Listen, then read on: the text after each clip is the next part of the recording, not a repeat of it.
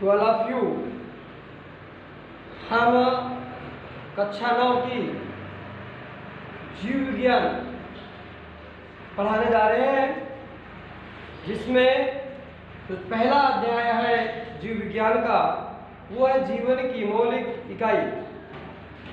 जीवन की मौलिक इकाई आपको ये सजीव जगत में संगठन इकाई 2 सजीव जगत में संगठन किताब में आप खोजें तो अध्याय 5 के रूप में मिलेगा, लेकिन जीव विज्ञान का ये पहला चैप्टर है।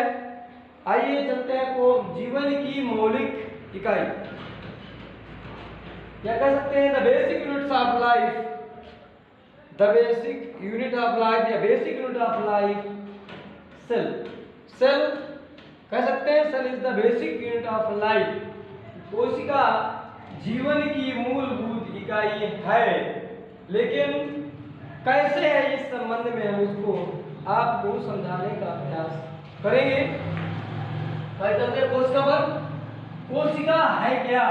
जीवन की मौलिक इकाई, मतलब जिससे किसी भी व्यक्ति के जीवन की शुरुआत होती है, या कोई व्यक्ति या कोई भी जीव मुख्य रूप से यदि जीवन जीने के लिए तैयार होता है या उसका निर्माण होता है, तो उसका निर्माण होने की जो प्राथमिक इकाई है या मूलभूत इकाई है, किसके आधार पर वो बन रहा है, तो वो है कोशिका। क्या है? कोशिका। ये इसकी परिभाषा मैं लिखता हूं, आप देखिएगा। अंगों की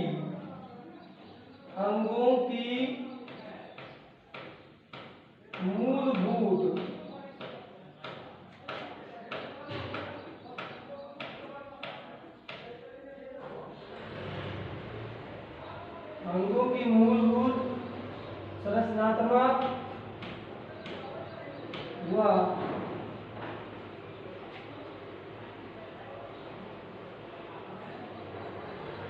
व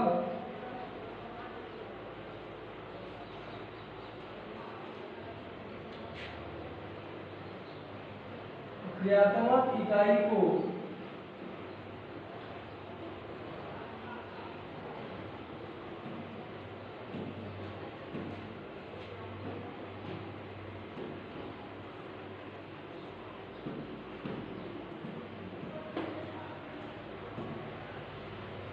तो आपका अंगों की मूलभूत संरचनात्मक और क्रियात्मक इकाई को कोशिका कहते हैं।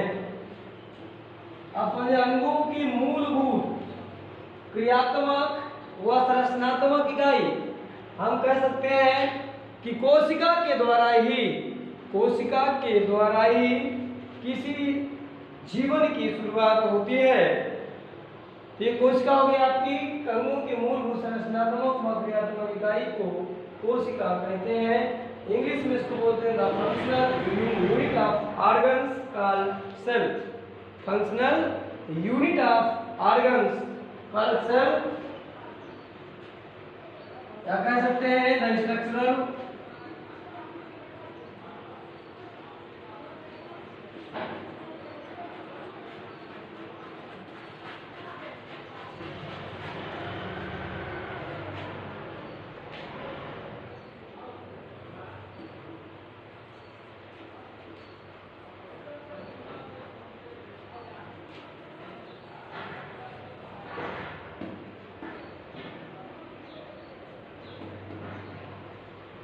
The structural and functional unit of organs called cell।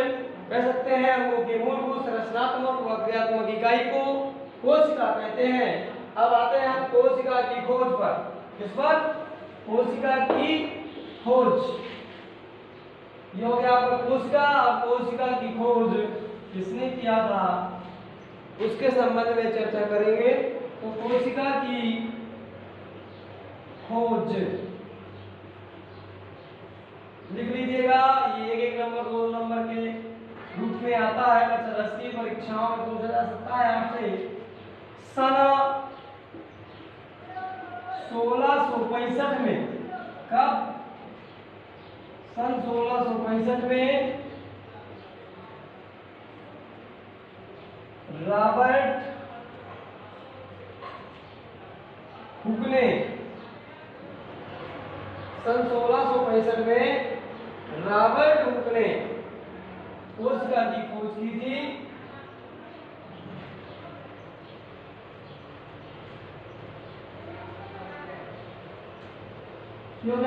कोशिका की खोज सन 1665 में रॉबर्ट हुक ने किया था, लेकिन इसका किस पर किया था उसके संबंध में आपसे चर्चा करना चाहूंगा। तो कोशिका की खोज रॉबर्ट हुक ने सन 1665 में कार्प पेड़ की छाल से, एक पेड़ कार्प के टुकड़े में कोशिकाएं देखी थी। ये वृक्ष एक प्रकार का, इसके जो टुकड़े थे उनमें इन्होंने इन कोशिकाओं का अध्ययन किया। तो उन्होंने क्या किया, सन 1674 ईस्वी में एंटोनी वान लीeuwenhoek ने एक उन्नत प्रकार की सूक्ष्मदर्शी का आविष्कार किया था, जिसके माध्यम से इन्होंने इसको देखा किसमें, कार्प के टुकड़े पर देखा, या आप कह सकते हैं कि ये वृक्ष जो है कार्प उसकी छाल में इन्होंने सूक्ष्मदर्शी के माध्यम से अध्ययन किया। अध्ययन करने के बाद इन्होंने देखा कि उसमें जो टुकड़े थे उन टुकड़ों में मधुमक्खी के छत्ते नुमा, मधुमक्खी के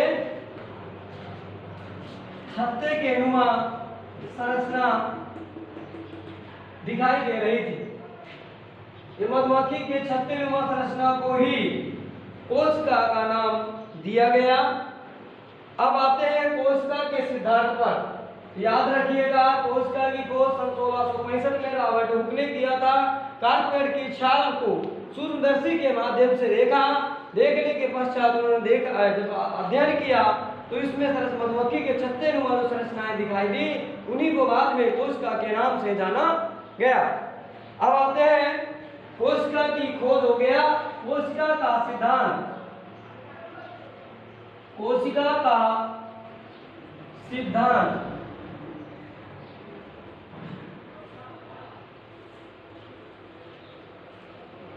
ये आपका देखिए, कोशिका के सिद्धांत के विषय में बड़े ध्यान से आपको समझना होगा। मैथियस लाइडेन ये एक वैज्ञानिक थे। हम कह सकते हैं कि मैथियस लाइडेन नामक वैज्ञानिक ने 1838 ईस्वी में बड़ी संख्या में पादप ऊतकों का निरीक्षण किया और पाया कि उसमें सही प्रकार या अनेक प्रकार की कोशिकाओं से वो निर्मित होते हैं, एक या अनेक प्रकार की कोशिकाओं से वो निर्मित होते हैं। उसी समय 1839 में थियोडोर स्वान ने विभिन्न प्रकार की जंतु कोशिकाओं का निरीक्षण किया। कहने का मतलब, ये दोनों वैज्ञानिक, नाम याद रखिएगा, मैथियस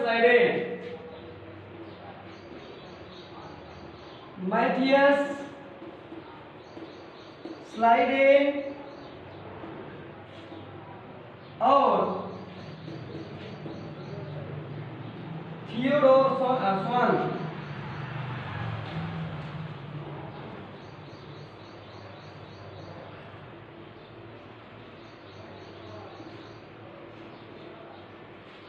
ये मैथियस लाइडेन और थियोडोर स्वान नामक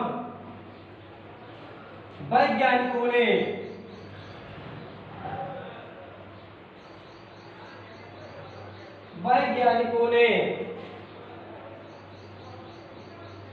अलग अलग प्रकार की कोशिकाओं में निरीक्षण किया। तो मैथियस लाइडेन ने किन पर, पादप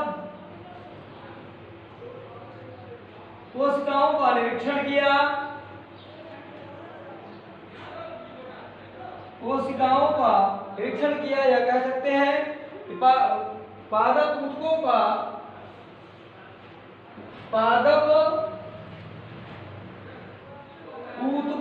निरीक्षण किया।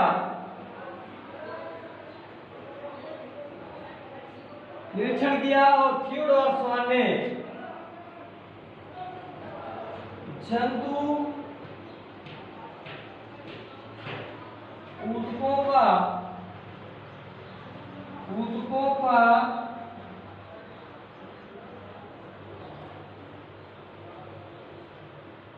निरीक्षण किया। ये हो गया आपका मतलब कोशिका का सिद्धांत। तो मैथियस लाइडेन और थियोडोर स्वॉन नामक वैज्ञानिकों ने, मैथियस लाइडेन ने पादप ऊतकों का निरीक्षण किया और थियोडोर स्वॉन नामक वैज्ञानिक ने जंतु ऊतकों का निरीक्षण किया। इन दोनों ने पादप और जंतुओं पर अध्ययन करने के बाद ये साबित किया कि इसमें एक विभिन्न प्रकार की संरचना होती है जो अति सूक्ष्म होती है और उसी के द्वारा कोश का सिद्धांत का प्रतिपादन करने में ये दोनों सफल रहे। मतलब इन्होंने विभिन्न रूप से विभिन्न माध्यमों के द्वारा पादप और जंतु ऊतकों का अध्ययन किया और जंतु ऊतकों का अध्ययन करने के पश्चात ये पाए कि जंतुओं और पादपों में जो ऊतक जो निर्मित है, इन ऊतकों का निर्माण भी एक छोटी इकाई से होता है जिसको कोशिका कहते हैं और इस प्रकार से कोशिका को सिद्धांत साबित करने में सफल रहे। मैं आप लोगों से आग्रह करना चाहता हूं, आपको जितना कुछ पढ़ाया जा रहा है यदि समझ में ना आ रहा हो तो उसको आप अपने कमेंट्स के माध्यम से ग्रुप में कमेंट्स कर सकते हैं। ग्रुप एडमिन के पास ये सूचना पहुंचेगी और हम उस समस्या का समाधान करने का प्रयास करेंगे। लेकिन आपसे आग्रह ये है कि जब तक विद्यालय नहीं खुल रहे हैं आप पूरे ध्यान के साथ अध्ययन करने का काम करते रहेंगे जिससे आपको बाद में समस्याएं नहीं होंगी। जहां भी आपकी कोई भी समस्या होती है उसके लिए हम हर क्षण तैयार हैं। आप बिल्कुल हमसे जानकारी लेने के लिए ग्रुप में या पर्सनल कांटेक्ट नंबर में संपर्क कर सकते हैं। धन्यवाद।